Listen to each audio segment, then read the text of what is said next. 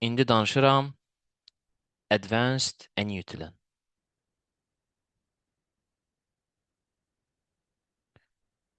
T 0, 1, 2, 3, 4, 5, 6. Diskont reytimizdə rahat olması üçün olsun 10%. Senarimiz belədir. Bizə 6 il ərzində birincisi T 0-da olmaq şərti ilə 3000 manat hər il pul veriləcək. Burada da 3000 veriləcək. Burada da, burada da, burada da, burada da, burada da. Deməli, T 0-dan başladığı üçün 6 dəfə burada, bir dəfə də burada veriləcək. Biz öyrənmişik ki, bütün cash flowlar T1-dən başladığı təqdirdə annuity factordan istifadə edə bilirik biz.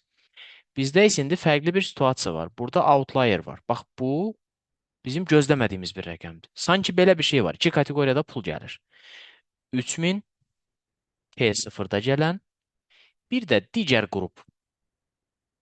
Bu sıfıra heç oxşamadı deyən görüm.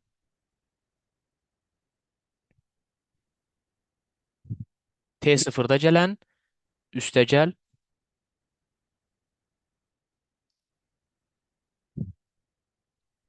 T1-dən 6-ya qədər olan 3000-lər. Onda belə bir şey yazsam. Bax, bunu tapa bilirəm. 3000 vurulsun annuity factor.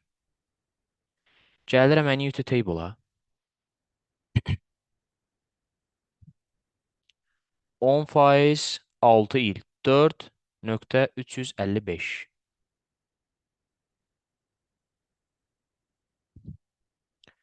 4.355.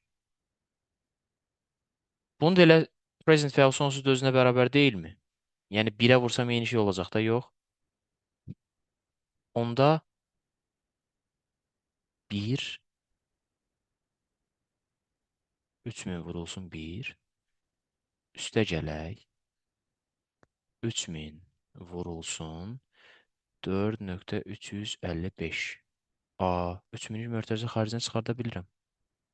3000 vurulsun 1 üstə gələk annuity factor 4.355.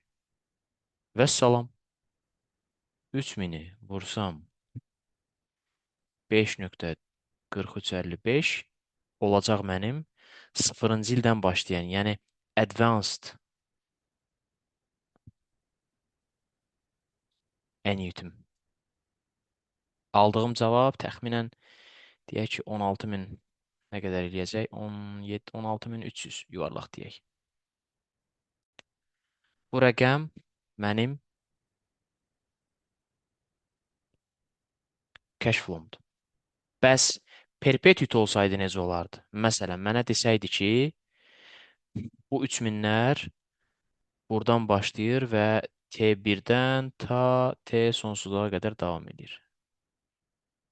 Onda 3000-i böləcəkdim 10%-ə,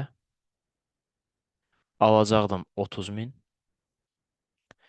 üstünə gələcəkdim əvvəldə olan 3000-i. Yəni, 0-cı ildən başlayaraq sonsuzluğa qədər davam eləyəcək olan 3000-lərin present value-su bərabərdir. 3000 üstə gələk,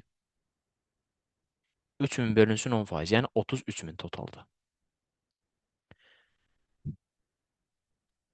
Bu advanced perpetuity-dir. Birinci yazdığımız isə advanced annuity-dir. Vəssalam. Əgər cash flow T0-da verilirsə, bu advanced annuity-dir.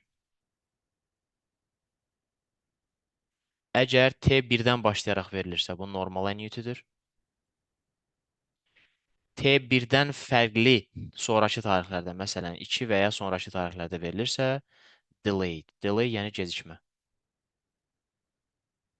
Annuity-dir.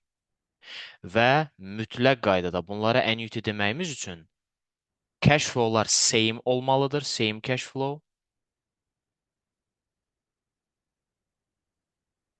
və limited time olmalıdır. Sonsuzluğa qədər davam eləməməlidir. Annuity deyə bilməyimiz üçün. Annuity yoldaşlar, təkrarlanan cash flow'lara deyirik. Əgər bu sonsuzluğa qədər davam eləyirsə, adı olur perpetuity. Yox, limitli sayda davam eləyirsə, elə öz adını qoruyur, olur annuity. Vəssalam. Yeganə fərqləri budur. Yəni perpetuity sonsuzluğa qədər davam eləyən annuitydir.